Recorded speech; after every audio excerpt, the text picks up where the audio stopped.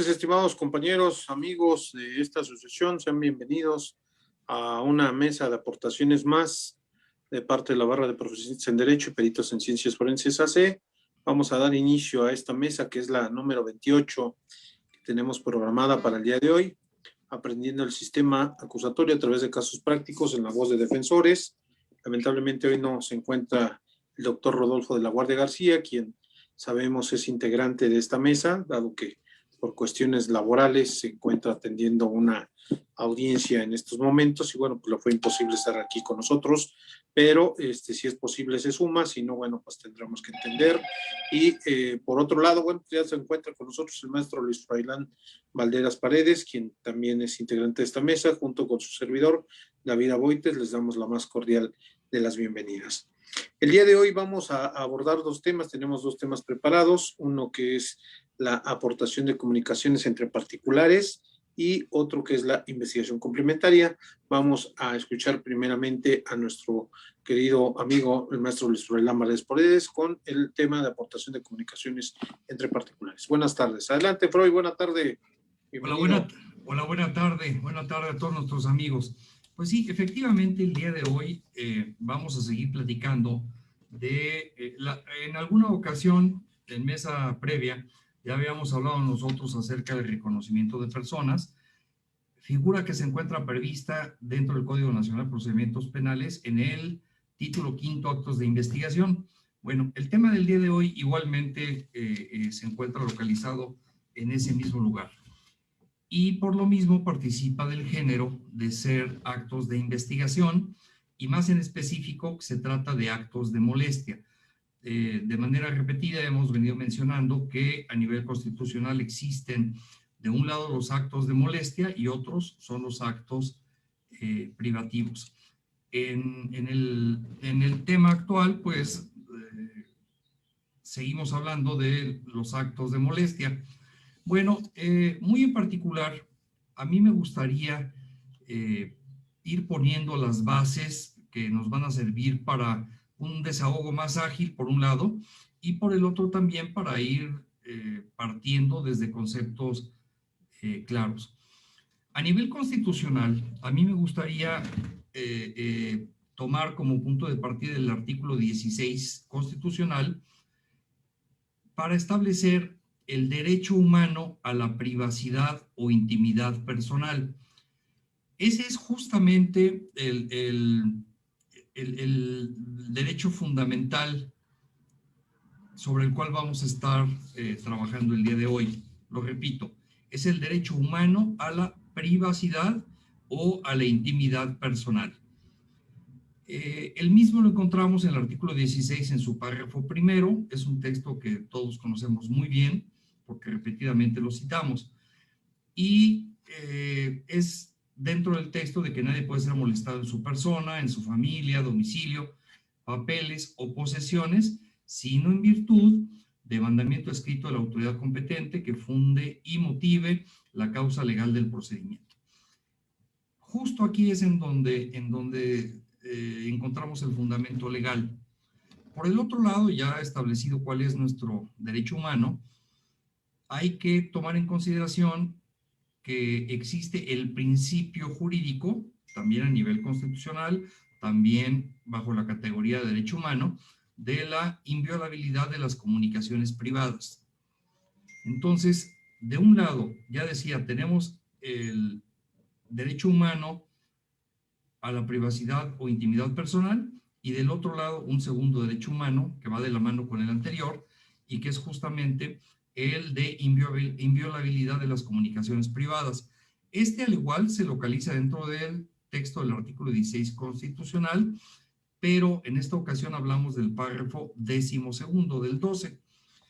El enunciado es el que establece que las comunicaciones privadas son inviolables. Y que la ley sancionará penalmente cualquier acto que atente en contra de la libertad y de la privacidad de las mismas. Este es el principio, la regla general, pero el propio párrafo 12º también nos establece que está sujeto a excepciones y nos dice, excepto cuando sean aportadas de forma voluntaria por alguno de los particulares que participen en ella. Bueno, pues ya estamos empezando a entrar en materia.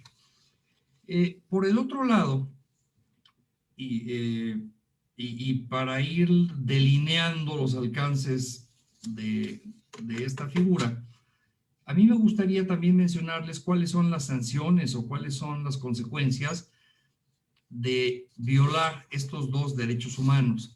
El primero de ellos está previsto en el artículo 20 constitucional, en su apartado A, y más en específico en la fracción novena.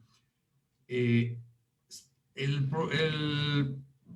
mismo, que es de los principios generales, nos dice que cualquier prueba obtenida con violación de derechos fundamentales será nula. Si empezamos nosotros entonces a unir todos los cabos que se han venido dejando sueltos, tenemos que sobre la mesa a este momento ya existen dos derechos fundamentales, dos derechos humanos, y que deberán de ser respetados, no deberán de ser violados, y que toda actuación que se realice en tratándose de los mismos deberá de ser lícita, porque si llega el caso de que se actúe en violación de estos derechos humanos, pues la consecuencia es la nulidad de la prueba, la nulidad de la actuación. La pregunta sería, ¿y hasta aquí nos quedamos? ¿Basta solamente con la nulidad? Y la respuesta es no. Quiero mencionarles que dentro del Código Penal para la Ciudad de México se encuentra previsto en el artículo 334, dentro del capítulo cuarto, el tipo penal de violación de la comunicación privada. Este artículo, me gustaría leerlo, es muy breve. Dice: a quien intervenga comunicaciones privadas sin mandato de autoridad judicial competente, se le impondrán de 2 a 8 años de prisión y de 100 a 1000 días multa. Aquí estamos hablando entonces de la intervención. Pero en un segundo párrafo, este mismo precepto nos establece otros verbos rectores. Nos dice: a quien revele, divulgue o utilice indebidamente o en perjuicio de otro información o imágenes obtenidas en una intervención de comunicación privada. Se le impondrán de 3 a 12 años de prisión y de 200 a 1000 días multa. Podrán darse cuenta entonces de que las penalidades de las que estamos hablando pues son importantes, porque en la primera de las hipótesis que manejé, en el primer párrafo, estábamos hablando nosotros de 2 a 8 años de prisión cuando se lleva a cabo la intervención de estas comunicaciones privadas. Y en un segundo lugar, cuando se trataba de revelar, divulgar y utilizar indebidamente, aquí la penalidad inicia de 3 y llega hasta 12 años de prisión. Entonces no es un delito menor, y por lo mismo es indispensable, de un lado, tener presente que se trata de dos derechos humanos que tanto los particulares y de manera muy especial las autoridades tienen que respetarlos, y del otro lado que las consecuencias de no actuar así, de un lado ya lo dije, es la nulidad, y por el otro pues hay sanciones corporales bastante importantes. Ahora, tomando en consideración esta situación, es sumamente relevante el que podamos ir definiendo a qué nos referimos cuando hablamos nosotros acerca de las comunicaciones entre particulares. Como ya es costumbre, me voy directamente hacia algún diccionario que esté especializado en materia de raíces griegas y latinas, y en este caso, al consultar la voz comunicaciones, pues el concepto o la información que obtengo es que la palabra comunicaciones proviene del latín comunicatio, comunicationis, que a su vez deriva del verbo latino comunicare, con un triple significado. Es compartir, intercambiar y poner en común algo. ese es el significado de comunicar o de comunicaciones. Me gustaría que pusiéramos mucha atención entonces en estas tres figuras, tres situaciones, porque son las que nos van a permitir saber y entender cuál es el alcance que le podemos y le debemos de dar. Bueno, entonces, de un lado ya tenemos definido lo que es la comunicación, del otro lado, entre particulares. Bueno, yo para hacerlo fácil, yo lo que les diría que privado o particulares lo tenemos que confrontar contra público, lo público contra lo privado.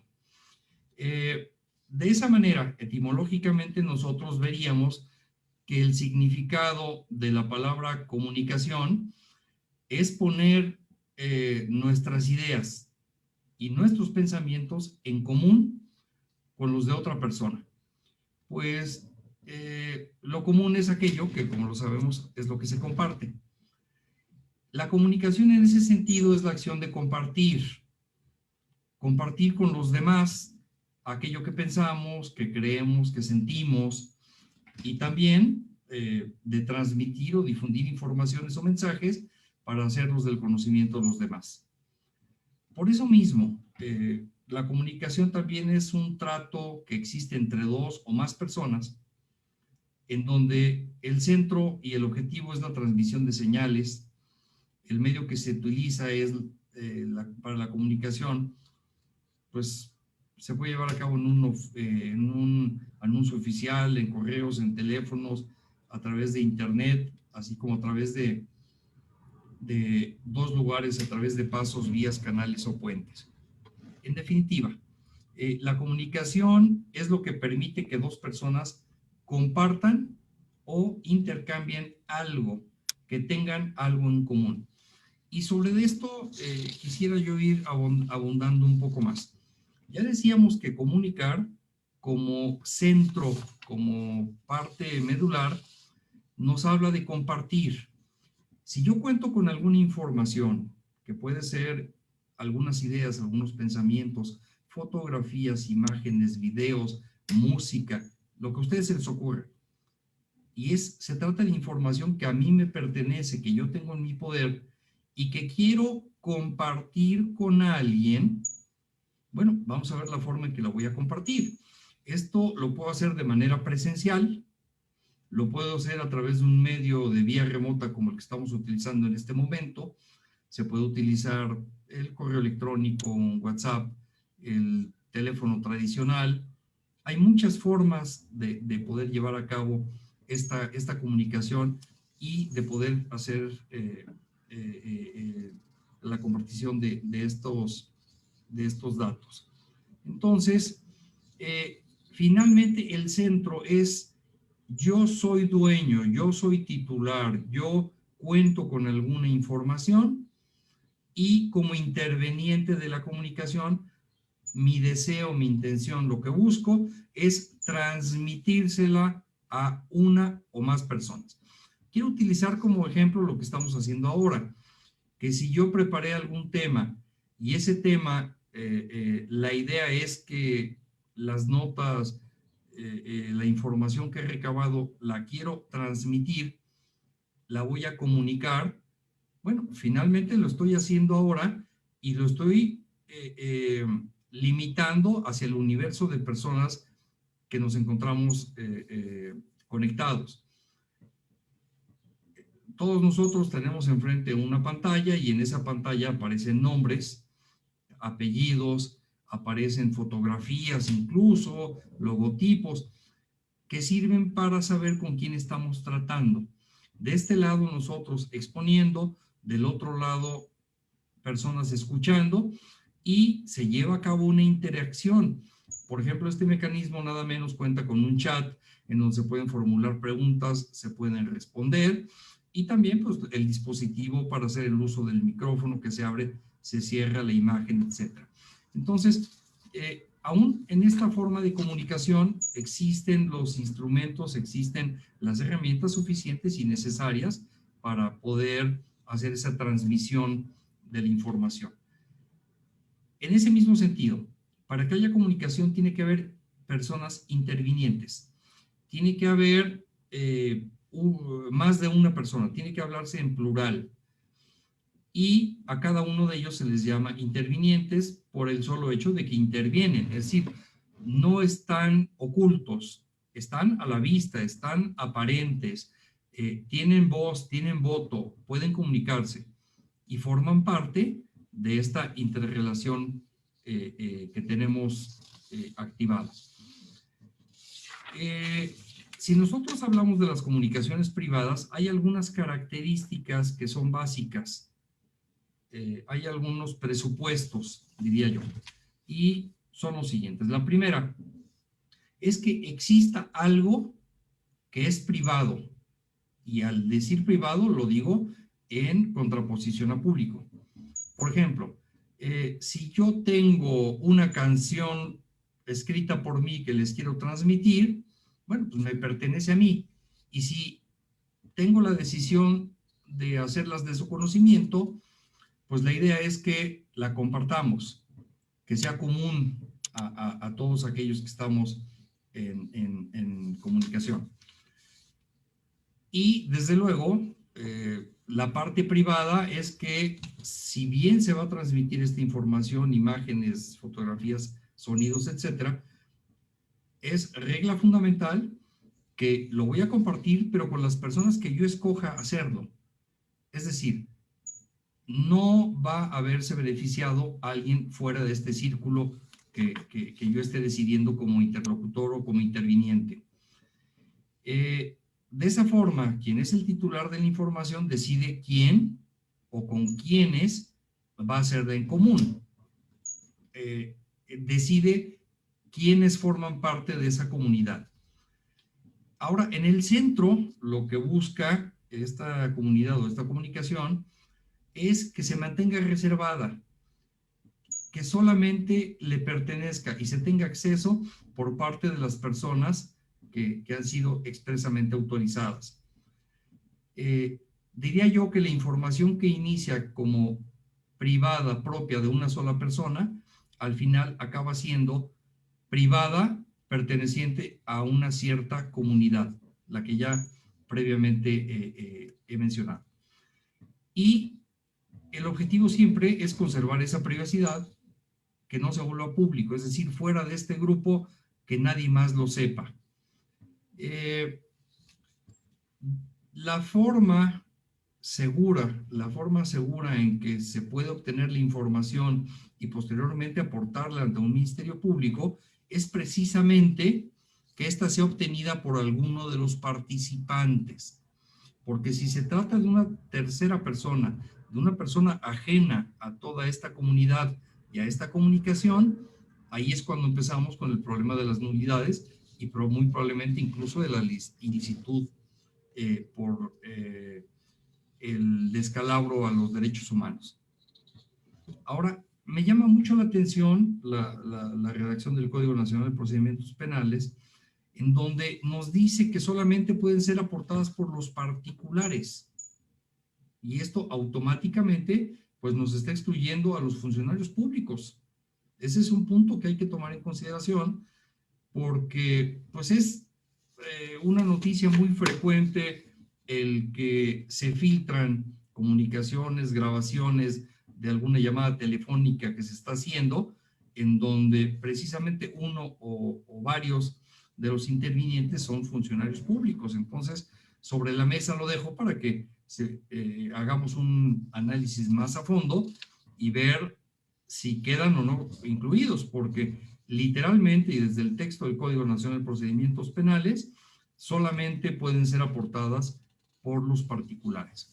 Sobre este punto, y con el fin de que podamos pues abundar más sobre qué es un particular, bueno, pues tenemos nosotros que la palabra particular es un adjetivo y se refiere a la persona que no tiene título, que no tiene cargo oficial o que no tiene empleo que la distingan de los demás para actuar en una calidad determinada.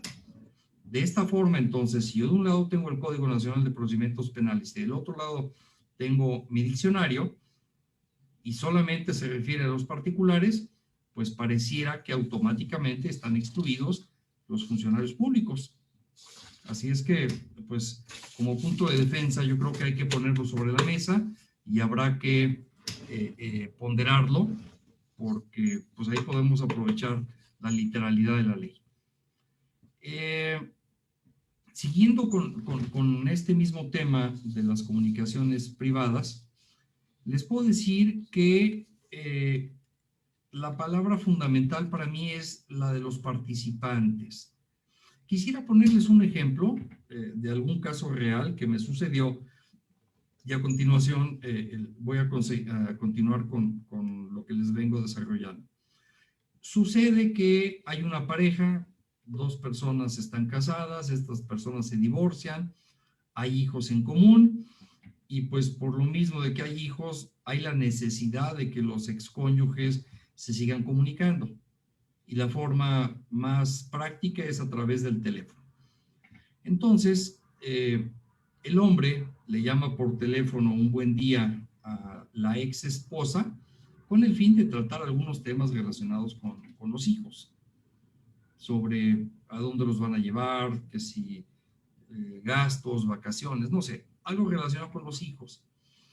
Y esto es de un lado, el hombre está llamando por teléfono a un teléfono fijo, la mujer de su lado tiene una línea fija con identificador de llamados. Entonces, el hombre sabe a quién está buscando y la mujer sabe quién le está llamando. Pero la señora, lejos de tomar la llamada y de decir bueno, lo que hace es que descuelga. Y luego de descolgar, acerca una grabadora, empieza a grabar lo que se oye. El hombre venía en el vehículo y entonces pues le llega otra llamada, hay conversación con otras personas dentro del vehículo, etcétera. Y no les hago larga la historia. Aproximadamente transcurrió una hora en que el hombre traía dos teléfonos, el primero donde no le contestaron lo deja sin colgarlo, lo deja dentro del vehículo, toma el segundo teléfono que es en el que se venía respaldando sus otras llamadas, olvida el primer teléfono y sigue adelante con conversaciones privadas dentro de la unidad, tanto con personas que estaban dentro del vehículo como personas que le estaban llamando y que se escuchaba perfectamente bien porque habían puesto incluso el altavoz. Y al final lo que resulta es que la señora obtiene la grabación de aproximadamente una hora de todo lo que estuvo diciendo presencialmente dentro del vehículo con personas físicas que físicamente, perdón, estaban a su lado, como con terceros que se estaba comunicando por teléfono. Y curiosamente, la información que se obtiene ahí se trata de muchos temas que son muy delicados, sobre sus actividades, sobre planes, sobre estrategias, muchas cosas que le pertenecían de forma, digamos que es información sensible, que le pertenecía mucho al ex esposo y que no le deberían de estar en el conocimiento, ni siquiera en la posesión de la señora, porque incluso también se trataba hasta parte de una estrategia legal de asuntos que se iban a manejar en un futuro, etc. Bueno, hasta ahí, hasta ahí. Esta situación da lugar a que más adelante se presente una denuncia penal por la señora, porque desde su punto de vista, las grabaciones, la grabación de prácticamente en una hora contenía información que desde su punto de vista pudiera incluso ser constitutiva de uno o de varios delitos. Se presenta la denuncia penal y de entrada el Ministerio Público considera pues que sí, que se trata de una información perfectamente válida porque la señora dice, es que a mí me llamó por teléfono y él sabía que me estaba llamando a mí y él sabía que si no quería que me enterara, si no quería compartir esa información conmigo, pues era muy fácil, era ponerle colgar y en ese momento se cortaba la información. Y tan él quería que yo me enterara que pues la dejó así 1 hora. Y por lo tanto, se trata de información que me pertenece a mí porque yo la recibí dentro de mi teléfono. Y bueno, el agente del Ministerio Público en ese momento así lo tomó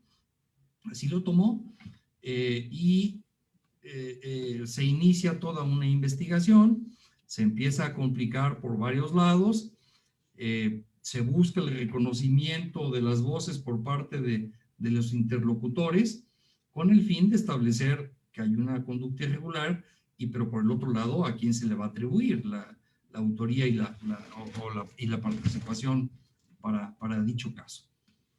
Bueno, sobre este tema, que de primera instancia suena muy lógico, ¿por qué? Pues porque la persona quien lo presentó no hizo una interferencia telefónica, o sea, no actuó de manera indebida interviniendo el teléfono del esposo o del esposo, no. A ella le llamaron y ella solamente grabó. Eso fue lo que dijo. Yo escuché que me estaban llamando, guardé silencio, pero fíjense nada más, guardé silencio, no dije nada para que no se dieran cuenta de que estaba grabando. Y pues bueno, ahí es donde ya empieza a brincar la situación, porque si nosotros recordamos que tiene que haber participantes, que tiene que haber una comunicación en donde esa comunicación es voluntariamente compartir la información que yo tengo, quiero que también tú la conozcas, pues ahí ya viene el cuestionamiento. Si la señora fue participante o no fue participante o partícipe de dicha comunicación. En esa ocasión, lo que nosotros hicimos ver es que la señora, si bien era una escuchadora de la información, en realidad no era partícipe de la misma.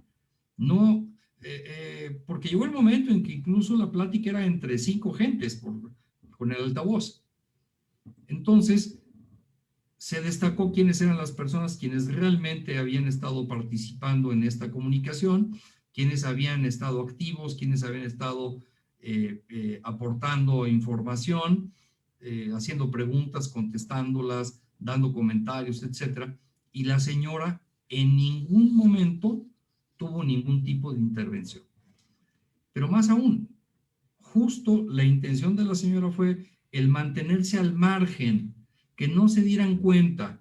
¿Por qué? Pues porque su postura era solamente la de escuchar y grabar.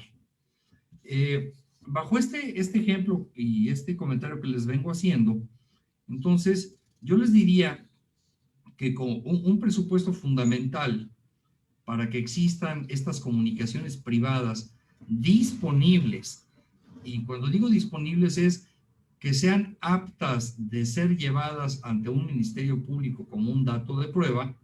Bueno, en primer lugar, si ya nos lo dijo el Código Nacional de Procedimientos Penales, pues estas solamente pueden ser aportadas por los particulares intervinientes en la misma. Y la primera pregunta que nos tenemos que hacer es, ¿quiénes sí son intervinientes y quiénes no lo son? Porque existen otros casos en donde hay personas que si bien llegan a escuchar voluntaria o involuntariamente alguna conversación y enterarse de alguna información, esto no los convierte en intervinientes y tampoco les da la facultad de poder ir y presentar algún tipo de grabación. Por ejemplo, de manera involuntaria, ¿cuántas veces nosotros hemos tenido alguna reunión en alguna oficina, en algún lugar, y si somos 5 o 10 personas las intervinientes, todo está bien? Pero de pronto ingresa, por ejemplo, al lugar una secretaria, y esa secretaria va con el fin de ofrecer café a las personas, de entregarlas, de entregar algún documento, de decir algún recado de alguna persona que ha llamado. Y en esa corta estancia que se encuentran, que pueden ser segundos o minutos, si esta conversación continúa, pues hay la posibilidad de que se enteren de lo que se está platicando ahí. cuál es el tema, quiénes son las personas, cuáles son los comentarios y finalmente cuál es la información concreta que se está transmitiendo. La pregunta sería, ¿esa secretaria sería partícipe de la conversación privada? Porque se trata entonces de una junta a puerta cerrada en donde solamente están adentro los que están involucrados en el asunto.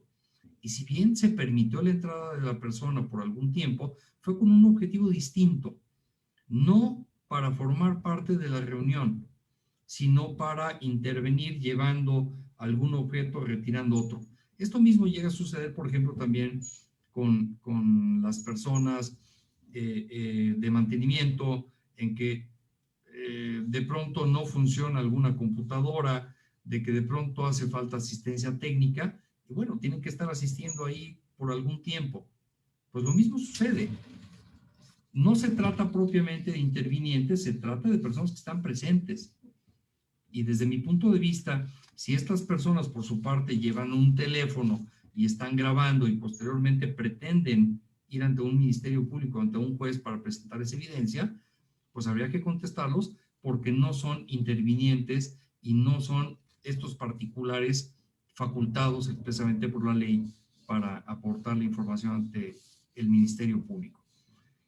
Hay algunos otros casos de escuchas, como por ejemplo, si vamos a un restaurante, ¿cuántas ocasiones no estamos ahí platicando algo y el mesero está muy insistente? O hay ocasiones incluso que el mesero se para atrás y se le dice, oiga, retírese, por favor. No, es que aquí el servicio es muy personalizado y yo tengo que estar al pendiente de cada cosa. Sí, bueno, pero aléjese 2 pasos o yo le llamo o no sé cómo le hacemos. Bueno, en esos casos la misma situación. Debemos de tener mucho cuidado porque ¿qué va a pasar entonces con nuestro mesero? Se entera, muchas ocasiones de forma accidental, pero en otras de manera muy, muy deliberada. O sea, hay gente que es muy chismosita, que le gusta estar ahí presente para enterarse de todos los detalles. Otros casos, por ejemplo, nos habrá tocado en la calle, en la vía pública, en la banqueta, que si vamos, por ejemplo, con un bolero o si vamos, ¿qué les gusta? A la peluquería. Los boleros y los peluqueros son muy platicadores y normalmente lo hacen en voz alta y entonces llega uno a enterar de cosas que pues no deberías de enterarte, no solamente porque no te interesen, sino porque la conversación no es contigo. Así es que sobre esta parte quiero aterrizar muy bien. Los ejemplos los estoy dando con toda la intención de que podamos distinguir entre quiénes son realmente los intervinientes, quiénes son las personas que se están comunicando en esta sala de juntas, en el restaurante o con el bolero o lo que sea. Y también tener el cuidado de que otras personas de manera accidental, por sus propias funciones, porque así les tocó estar en ese momento, pueden escuchar cosas. Así es de que hay que tener todas las precauciones para guardar el sigilo, sobre todo si se trata de información confidencial, y en todo caso, pues para advertir que la información que han escuchado tienen prohibido llevar a cabo su propagación, su difusión. Hay otro tipo de escuchas que se hacen de manera deliberada.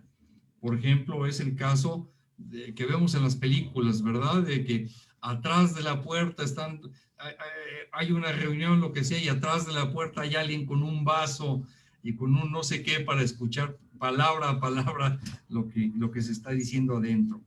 O bien, sobre todo hace algún tiempo, ahora ya es más difícil, pero pues anteriormente, cuando era la época de los teléfonos fijos y que alguien llamaba, no faltaba el segundo o tercero que descolgaba las extensiones y que entonces pues se podían enterar de primera mano de todo lo que se estaba diciendo por los dos lados. En alguna ocasión, tratándose de teléfonos celulares, no sé si ahora pase, pero a mí me llegó a suceder que cuando se ponen los monitores estos para los bebés, estos monitores que se le pone uno al bebé y el otro lo tienen los papás con la finalidad de escuchar si está despierto, si está llorando, si necesita algo. Bueno, este tipo de monitores, insisto, hace algún tiempo, tenían la capacidad incluso de escuchar lo que estaban platicando en teléfonos celulares. Y de alguna forma también llegaban a interceptar algunas señales de teléfonos fijos. Entonces, pues ni hablar, ¿verdad? De que también hay gente que se dedica de forma indebida a prestar este tipo de servicios y que la misma tecnología cada vez nos da más herramientas, cada vez nos da más armas para que podamos espiar, porque esa es la palabra definitivamente que yo aplicaría al caso presente. Así es que, de un lado, si nos va a tocar como defensores, como asesores jurídicos, como autoridades, tener en nuestras manos en algún momento algún dato, y este dato tenemos la intención de aportarla a una autoridad investigadora, Ministerio Público, juez o tribunal de enjuiciamiento, bueno, yo los invitaría a que nos hagamos varias preguntas previamente. El primer lugar sería, ¿esta información que tengo en mi poder es realmente una conversación, una comunicación privada? Es decir, no se trata de una información del dominio y del uso público. Bueno, porque si es del dominio público, como ya lo hemos platicado anteriormente también, pues hay personas que sucede el hecho y para quitarse precisamente este inconveniente, pues lo que hacen es que lo suben a YouTube o ya nos platicarán, y de esa forma lo vuelven público y entonces ya cualquier persona puede exhibirlo, puede presentarlo. Entonces, la primera pregunta es, ¿esta información que pretendo aportar o que mi contraparte pretende aportar es de naturaleza privada o de naturaleza pública? En segundo lugar, tenemos que dejar muy claro si existe la intención de compartirla. O sea, es decir, el contenido de la información, las 3, 4, 5 personas que se estaban reuniendo, ¿la externaron con el fin de compartirla? Sí. Bueno, pues entonces estamos encaminándonos hacia donde queríamos. El fin era intercambiarla con los demás participantes y hacer común esta información, es decir, que ya dejara de pertenecerle al uno y que acabara perteneciendo a los 5 que están ahí reunidos. Sí. Bueno, pues entonces estamos hablando del tema que nos ocupa.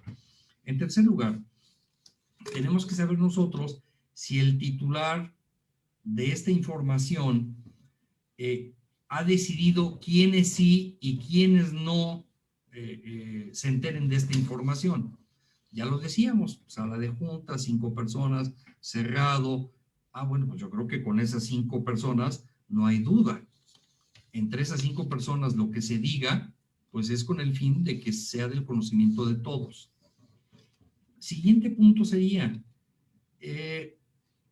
habría que definir muy claramente si esta información que tengo para aportársela al Ministerio Público solamente le pertenece a esos 5 que estaban en la mesa de juntas, de la sala de juntas, o si ya fue filtrado de alguna otra manera o fue difundido, porque a lo mejor en este momento el doctor Ali Aboites y yo somos las personas que estamos comunicándonos, pero no debemos de perder de vista de que esta comunicación está abierta a todos ustedes que nos escuchan y que, dadas las características de que esta información se queda electrónicamente en YouTube, en Facebook, etcétera, pues hay la posibilidad de que muchas otras personas, sin que lo sepamos, van a poder seguirla consultando.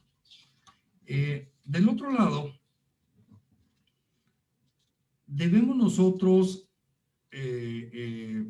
asegurarnos de cómo ha sido obtenida esta información, de qué manera está llegando a nuestras manos, y por el otro lado, que la forma en que vaya a ser ingresada al caso sea la correcta. ¿A qué me refiero?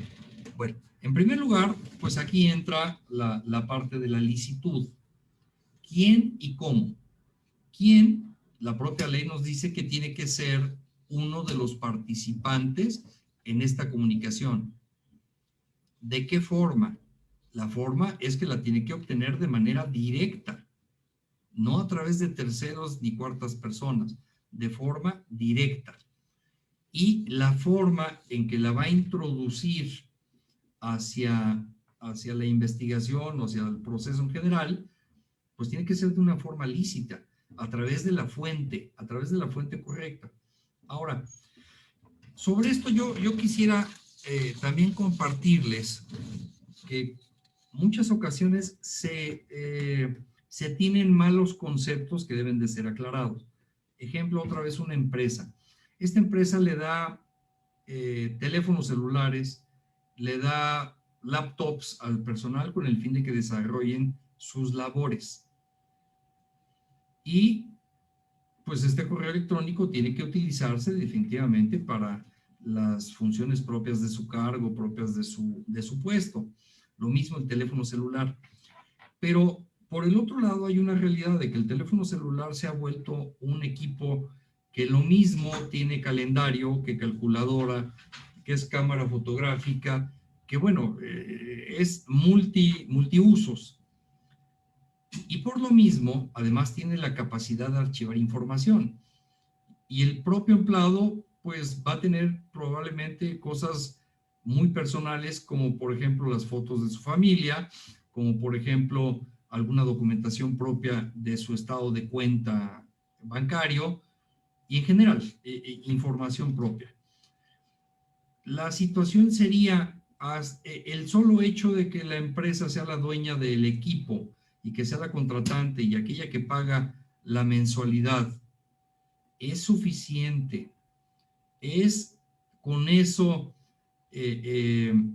con ese derecho de propiedad sobre el equipo, se extiende en automático acerca de los contenidos, por un lado, y por el otro lado, aun cuando se trate de la información que ha sido generada conforme al trabajo, en el caso de las computadoras, se puede llegar a hacer una auditoría sobre las máquinas en cualquier momento, y la información que se obtenga de esta manera es lícita su obtención, es válida para los efectos de la investigación, porque miren, hay prácticas muy generalizadas en donde de pronto se tiene sospecha sobre alguna persona y lo que hacen es que se ordena una auditoría, y esta auditoría es involucrar a las personas del área de sistemas para que dentro de un horario fuera de laboral, digamos en la noche, en la madrugada, cuando el empleado no está, se metan a su computadora y saquen toda la información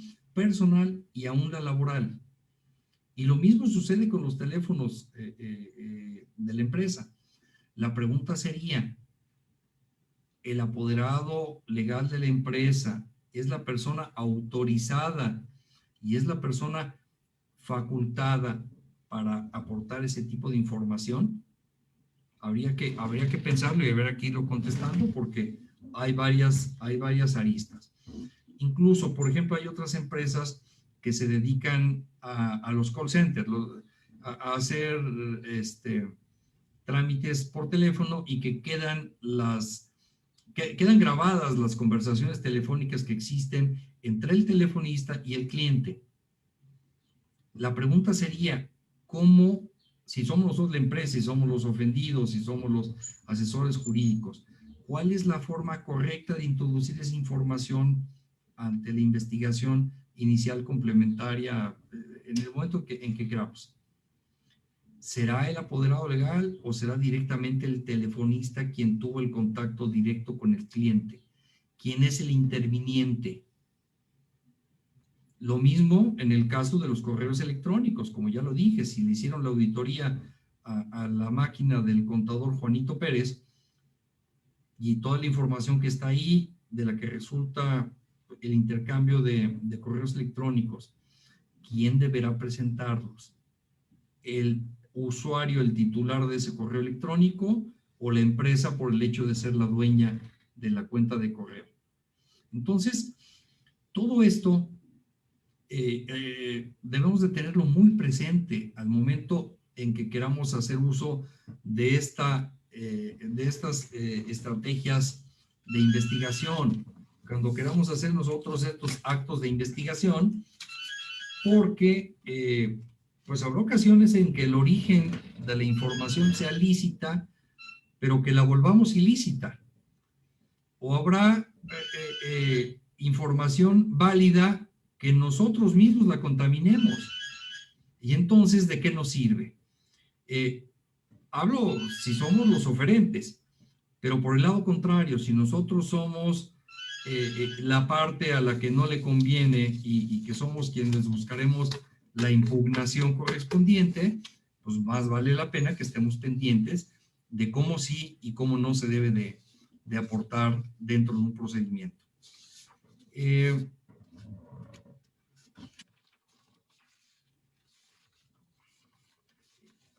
Otros temas sobre lo mismo, ya lo mencionaba yo, existe la figura del espionaje.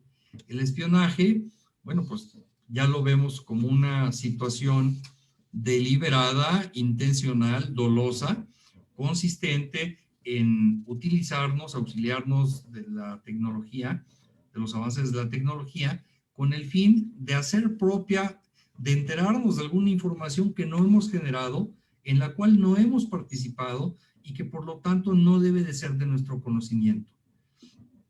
Sabemos nosotros que ya existen cámaras microscópicas realmente que se pueden poner en algún lugar para captar imágenes, micrófonos también muy pequeños para captar sonidos, para sacar fotografías, para robarnos, para apoderarnos indebidamente de información que no está disponible, que no está con la intención de la persona dueña para permitirnos que nosotros actuemos de esa forma. Entonces, ¿se trata de información? Sí, pero de información que no nos pertenece, de información en la cual no hemos participado, de información que no hemos sido los particulares autorizados para ofrecerla. Por el otro lado, suponiendo que se trata de material lícito que vamos a aportarle a un ministerio público, pues ya sabemos que la forma de aportarla no es como en el pasado, llegar con la memoria de USB y entregársela en la mano al Ministerio Público, porque si no, en ese momento el Ministerio Público lo vamos a convertir en fuente de información. En estos casos, la Policía de Investigación está jugando un papel muy importante. La Policía de Investigación está siendo el medio para recibir. Yo, como testigo, como perito, como denunciante, como lo que sea, le anuncio al Ministerio Público que cuento con una memoria de USB en donde aparecen imágenes de video de tal evento. Le anuncio que la tengo y que se la voy a entregar a la policía con la finalidad de que este policía me lo reciba y él por su parte genere la cadena de custodia para que solamente de esa forma ingrese a formar parte de la carpeta de investigación, pues como nuevos registros, como nuevos datos de prueba. Tratándose de los videos, ya lo hemos platicado en otras ocasiones, de que existe la imagen propiamente que estará en el disco o en la memoria de USB, pero también del otro lado existe la posibilidad de hacer las secuencias fotográficas y de esa manera poderse entregar al Ministerio Público. Bueno, por lo pronto ya me extendí mucho, me emocioné, David, y te paso el micrófono. Gracias. No te preocupes, Freud, atento y de verdad. Siempre le he dicho, hace ratito hablaba con un compañero del despacho, diario aprendemos. Y bueno, agradecerte primero este cóctel de jurídico, de temas que nos compartes hoy, como siempre, muy interesantes. Y créeme que es un mundo de supuestos que podemos platicar. Yo también se me vinieron a la mente inmediatamente bastantes que ahorita les voy a compartir. Efectivamente, el derecho humano a la privacidad o intimidad personal, creo que es algo que ha ido evolucionando, ¿no? Y ha ido evolucionando sobre todo en cuanto a la intimidad por esta evolución tecnológica que hemos tenido. Incluso les recomiendo, y te la recomiendo, Freud, el fin de semana vi una película que se llama Prejuicio Cifrado. Prejuicio Cifrado. Es tan interesante lo que pueda acontecer en el futuro. Habla de la cuestión biométrica, el reconocimiento biométrico de la cara en nosotros, hasta dónde el Estado puede invadir. En China ya se aplica, ¿eh? Y en lo legal y en todo.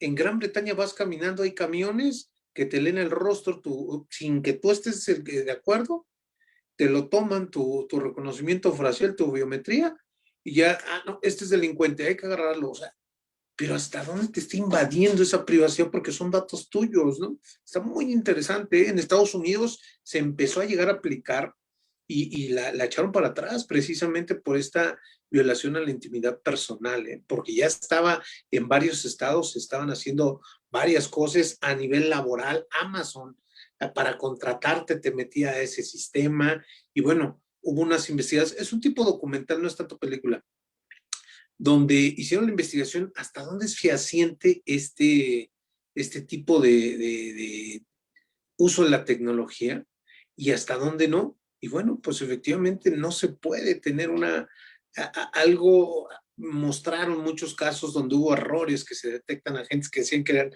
terroristas y todo, y empezaron a hacer los actos de molestia, lo que aquí en México conocemos como eh, como grados de molestia.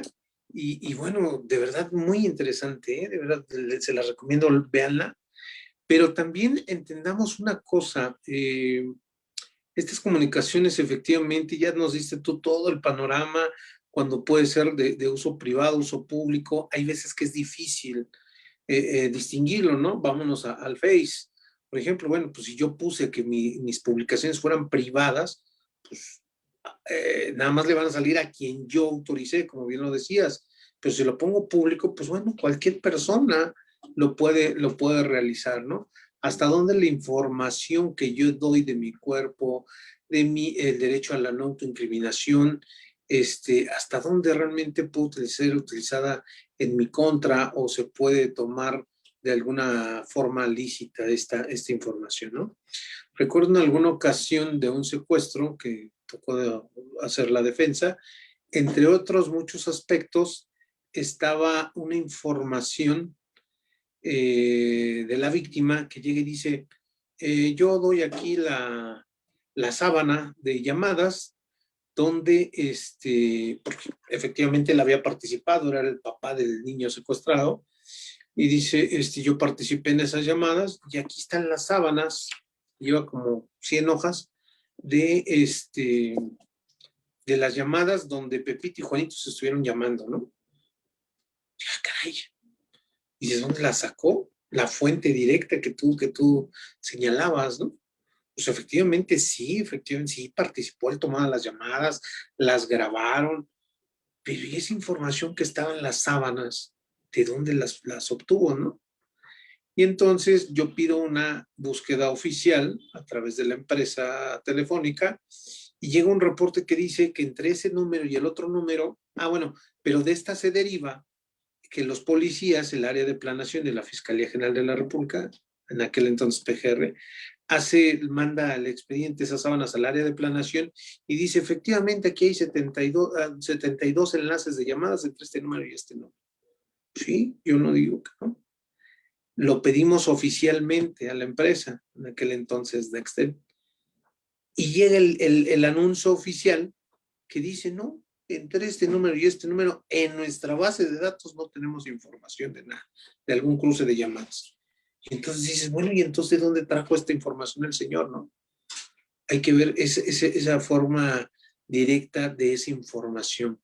Otra información en este mismo asunto que se contaminó fue precisamente, dicen que pasan por una caseta y se le requiere a la autoridad. Hace ratito que tú mencionabas entre particulares, yo entiendo que no se contempla al funcionario porque no es optativo que la dé o no, sino que es obligatorio, ¿no? Y se le puede en un momento dado requerir con alguna medida de premio el que la tenga que entregar esa información. En este caso era de una caseta que había una videograbación donde normalmente todos sabemos pasamos por esa caseta y pues tenemos una cámara que capta tal vez placas, tal vez rostro, los ocupantes del vehículo.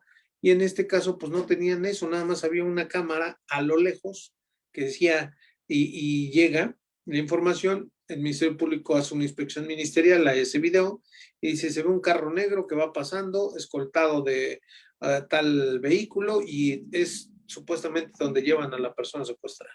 Y dices, no me das placas, no me das número de patrulla, no me dices características del vehículo y ya con esa prueba tú estás diciendo que efectivamente hubo esta información.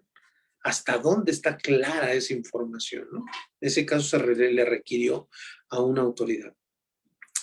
Pero también es importante que este intercambio de información, ya sea de imágenes, de texto, de letras, sea muy importante porque, como bien lo decías, no, yo creo que no basta nada más, y es un punto importante, tener la titularidad, ajá, porque es algo, yo creo, principal que debe de existir, ¿no?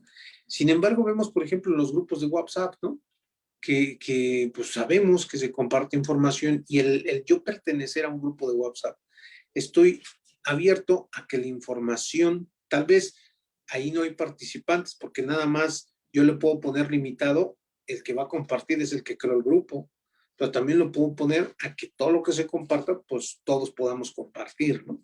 Entonces, de alguna forma tenemos un emisor y tenemos un receptor, pero hasta dónde esa información que se está subiendo en ese grupo, que es privado, porque yo elegí quiénes formaran parte de ese grupo, no lo saqué en Face y pues inscribas el que quiera, no.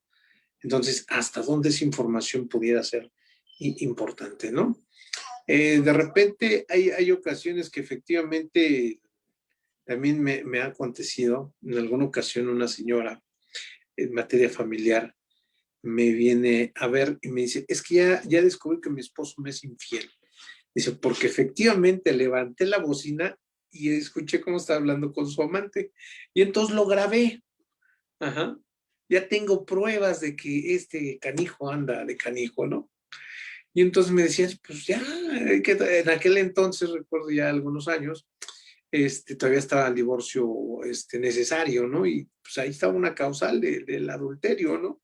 Pero yo, pues lo primero que me brincó es que esa información, pues no está permitida, porque primero tú no estás participando, ¿no? En ella. Y la verdad es que no la subí. Ella, algún amigo me aconsejó ahí, me dice, no, pues tú ponle que llegó la señora, y que cuando llegó ya estaba en su buzón ahí el disco, el cassette, ¿no? Y digo, pues como que no me suena, pues quién hubiera que haber hecho eso como para venir a dejarte este regalito, ¿no? Y darte la prueba de que tu esposo te es infiel. La verdad es que no la subí, nos fuimos por otra causal, pero de verdad de repente te plantean, otra señora también me dice, es que, ¿qué cree, licenciado? Que pues me enteré que mi esposo andaba de canijo y puse una cámara en su privado, ¿no? Un doctor. Dice, pues ahí sale teniendo relaciones sexuales con su amante, que es la enfermera. Ya lo tengo ahí grabado haciendo el amor, ¿no? Y entonces tú dices, y realmente esa información la puedo utilizar, como bien nos mencionas. Creo que son casos muy extremosos porque pues es información que está en un aparato tecnológico, pero que habríamos que revisar este tipo de situaciones para, pues no, como decimos, ponerle en la torre a este tipo de pruebas, ¿no? Hace ratito comentabas también el supuesto de la escucha, ¿no? Que es muy importante, de qué tantas cosas no te puedes enterar a través de los sentidos, de la vista, del oído, ¿no?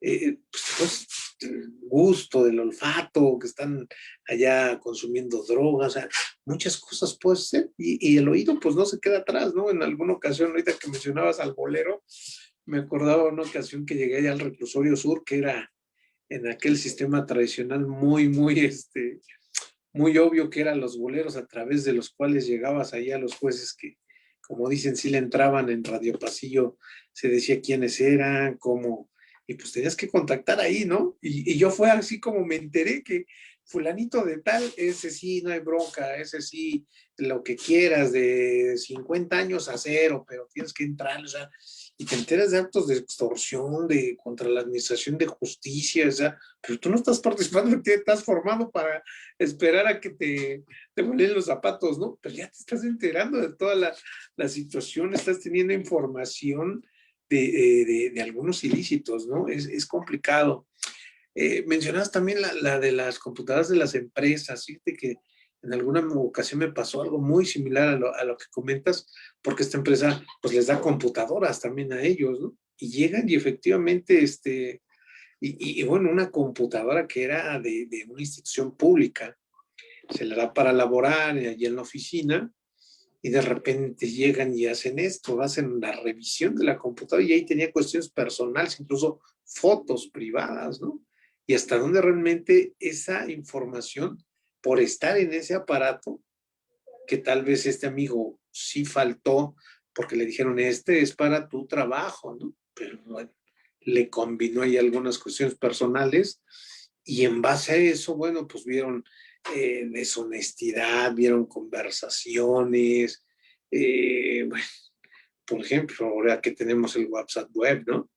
Que puedes abrir tu WhatsApp en pantalla y de la computadora y no lo cierras y llega alguien y lo ve y se entera de cosas que no, por revisar conversaciones, o sea, hasta dónde realmente este tipo de información, que yo creo, como bien lo dices, no pudiera utilizarse porque pues, no participas dentro de de ese conglomerado o dentro de esos supuestos para hacer un particular en activo dentro de esa conversación, ¿no?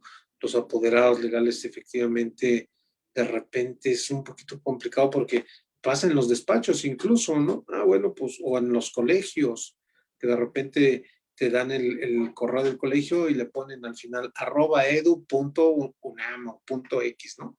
El nombre de pero es un correo personal que te lo dieron para ti, pero es institucional. Y hasta dónde la misma institución pudiera venir o la persona moral pudiera venir a invadir ese correo, ¿no? Lógicamente que lo más seguro es como ellos lo crearon, ellos tienen la clave porque muchas veces dicen, su contraseña es su apellido o las iniciales más el grupo o el año en que entró y entonces ellos también tienen esa información.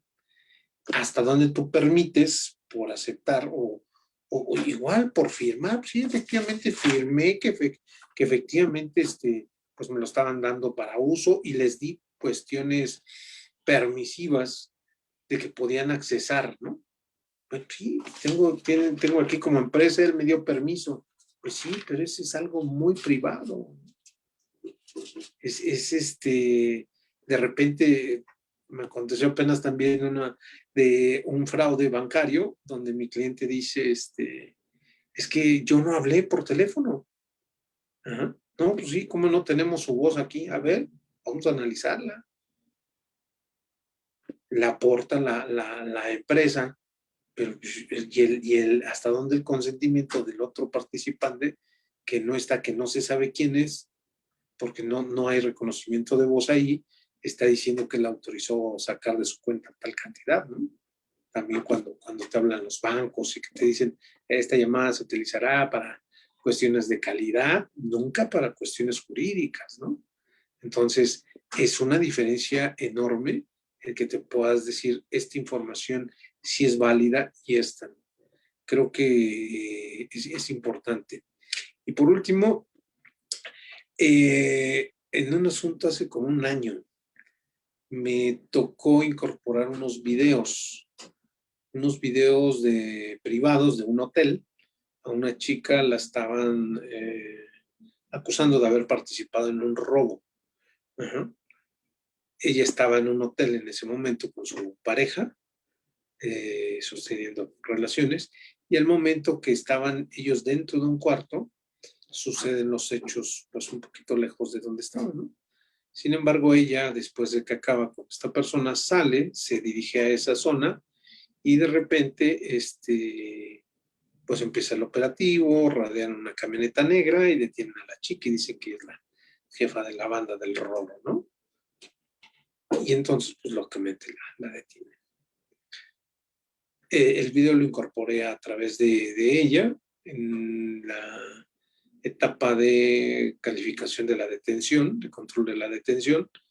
Y de verdad me gustó mucho porque el juez incluso me decía, oiga, es que usted se está adelantando mucho, o sea, pues eso de casi eso déjelo para vinculación. Le digo, no, pero es que es evidente, yo aquí tengo unos videos.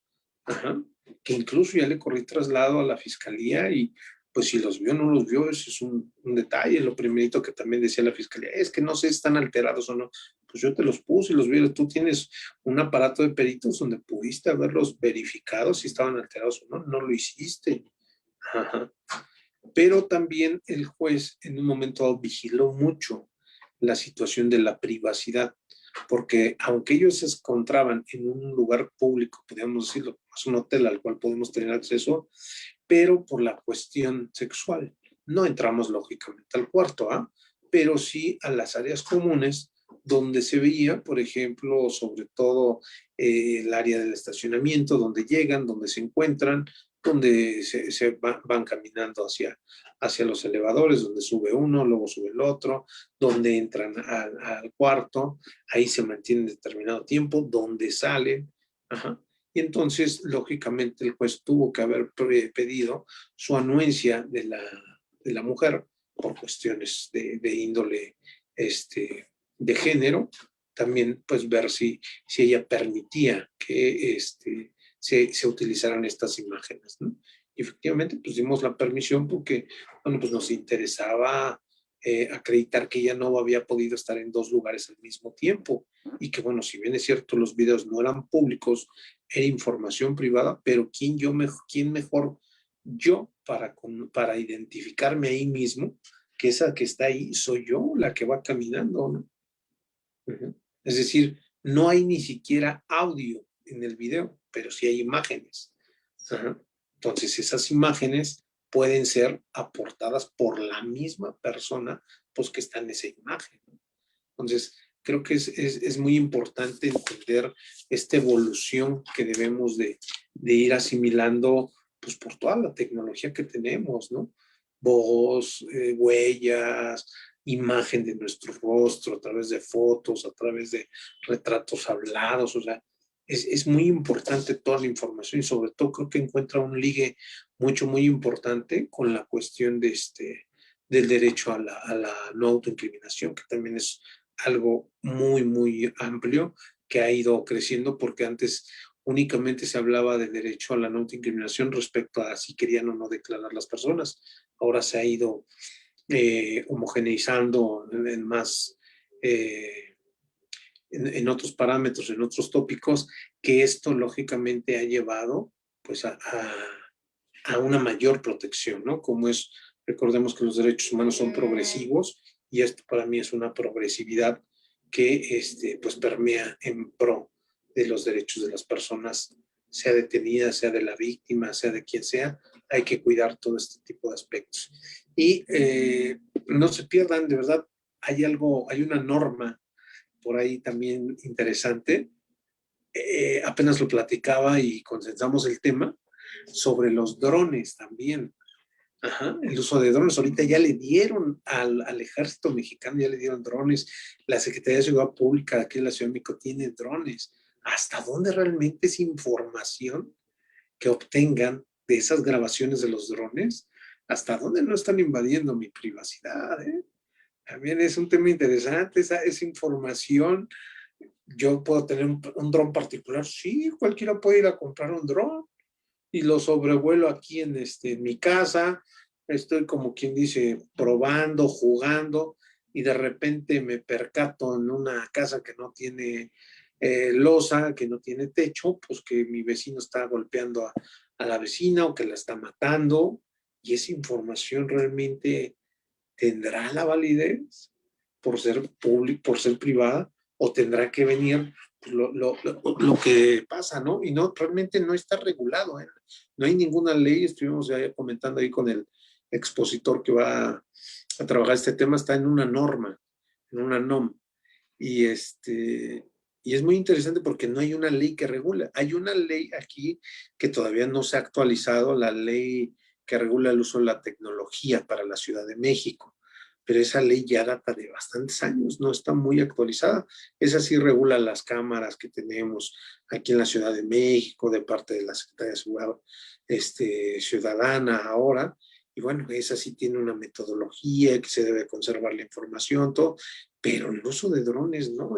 Entonces, ahí les digo, el avance tecnológico nos va a ir dando mucha cabida. Esto del reconocimiento biométrico, créanme que es algo tan interesante. Por ejemplo, así rapidísimo, en una parte del documental le revocan el beneficio penitenciario que ya estaba gozando una persona porque empezaron a utilizar el sistema biométrico y esta persona estaba cumpliendo con sus firmas y todo. Y como el sistema biométrico dijo, no, es que ya no es de fiar, ¡pum!, que le revocan todo. Y entonces dices, en base a eso, pues, ¿cómo me estás haciendo un acto de molestia? Ahora resulta que voy a perder mi beneficio nada más porque una máquina le dijo que ya no soy confiable, ¿no? O no voy a obtener un crédito bancario o un crédito de una casa porque un aparato me dice que no soy confiable. Complicado cuando lo empezamos a meter al área del derecho. Pues mi estimado Freud, de verdad, muchas felicidades. Entiendo el tema amplísimo. Nos hubiera gustado oír a Rodolfo. Seguramente le mandamos la grabación a ver si nos puede venir a compartir algo que crea interesante él en este tema. No sé si tengas algo más, mi estimado amigo. Pues mira, ya nada más para despedirnos, yo lo que quisiera es recordar que el tema sobre el que hablamos el día de hoy está descansado sobre dos derechos humanos. El primero de ellos es a la privacidad o intimidad personal y el segundo es de inviolabilidad de las comunicaciones privadas.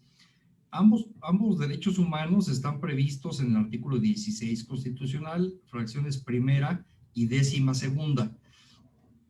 Ya para concluir sobre de inviolabilidad de las comunicaciones privadas y que probablemente tuviera alguna relación con el tema de los drones, que es tan interesante, hay que pensar que en el caso del C5 las cámaras son fijas, están sobre la calle, apuntan hacia lo que sucede en las vialidades, en las banquetas, es decir, de la fachada para afuera.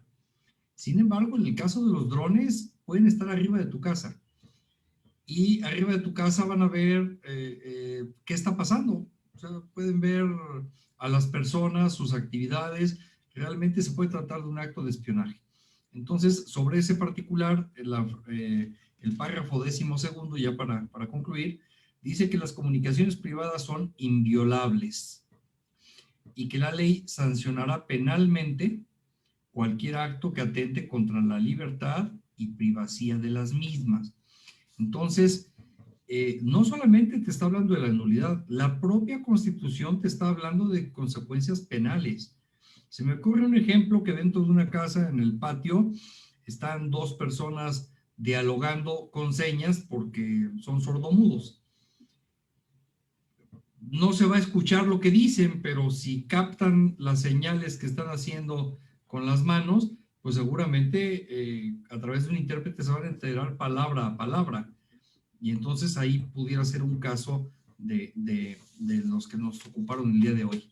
En fin, yo les agradezco mucho el espacio, la paciencia que tienen como siempre nuestros compañeros y pues me despido mandándoles un fuerte saludo. Gracias.